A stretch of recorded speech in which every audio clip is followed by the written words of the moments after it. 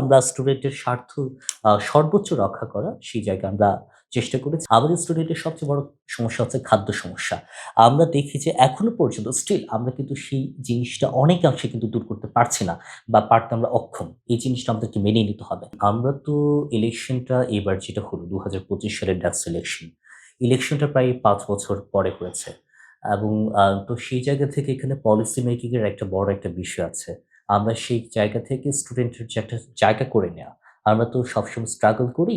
এখানে আপনার বিশ্ববিদ্যালয়ের জায়গাটাকে যদি বলেন তাহলে সেক্ষেত্রে আপনার অ্যাডমিনিস্ট্রেশন দ্বারা আপনার টিচাররাও স্ট্রাগল করে, আমরা স্টুডেন্টরা আমরা স্ট্রাগল করি। তো সেই জায়গা থেকে প্রত্যেকের একটা নিজস্ব সমিতি থাকে বা স্বার্থ রক্ষার জন্য তাদের একটা স্পেস থাকে। আমরা শিক্ষক সমিতি দেখি, ৩য় শ্রেণী, ৪র্থ শ্রেণীর কর্মচারীদের তাদেরও আমরা একটা আম তাদেরও আমরা সমিতি থাকে। সেগুলো তারা তাদের কথাগুলো বলে। সিন্ডিকেট, সিনেট সব জায়গায় আমরা টিচার থেকে শুরু করে প্রত্যেকের প্রতিনিধি আমরা দেখি। কিন্তু আল্টিমেটলি আমাদের স্টুডেন্টের কথা কারা বলবে? সেই প্রতিনিধি আমরা পাই না। তো সেই জায়গা থেকে আমরা চেষ্টা করেছি আমাদের বিশ্ববিদ্যালয়ের যে স্বার্থ নিয়ে খেলা বা স্বার্থ নিয়ে একটা দ্বন্দ্বের বিষয় বা সামথিং এলস এটা সব জায়গায় থাকে। একটা কারখানার কথা যদি বলি তাহলে সেক্ষেত্রে মালিক পক্ষ, শ্রমিক পক্ষ সেখানেও থাকে। তো সেই জায়গা থেকে আমরা স্টুডেন্টের স্বার্থ সর্বোচ্চ রক্ষা করা সেই জায়গায় আমরা চেষ্টা করেছি এবং আপনি যদি ইশতেহারের কথা বলেন আমরা আমাদের সর্বোচ্চটা সময় আমরা ব্যয় করেছি। 200-র বেশি সার্ভিস ও ফিচারে লেনদেনের সব বিকাশ অ্যাপে সম্ভব। আর আবাসন সংকটের কথা যদি বলেন, এমন তো না এই কথাটা শুধুমাত্র আজকে না, এটা ইলেকশনের সময় আমরা বলে আসছি যে আবাসন সংকট তো আপনার ১ বছরের মধ্যে আপনার দূর করা সম্ভব না। এত স্টুডেন্ট সেই জায়গায় আপনি মাত্র ১৯ টা হল। আপনি যদি বিল্ডিং হিসাব করেন তাহলে সেক্ষেত্রে অনেকাংশে কম। তো সেই জায়গা থেকে আপনার ২০০০ আ দু আ আপনার কোটির একটা বাজেট প্রায় ২,৫০০ কোটি টাকার একটা বাজেট এসেছে এবং সেই প্রকল্পের কাজও শুরু হয়েছে আপনারা দেখেছেন হয়তোবা।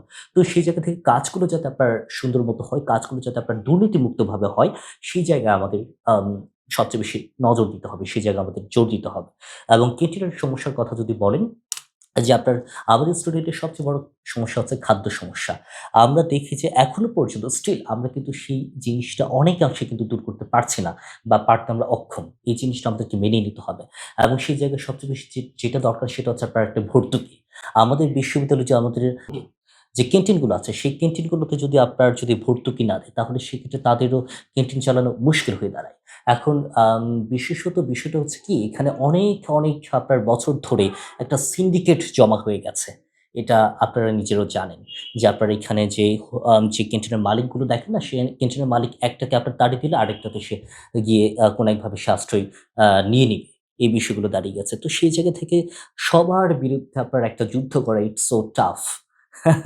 আ গা মানে আপনার অনেক দিনের জমানো আ বিষয় তো।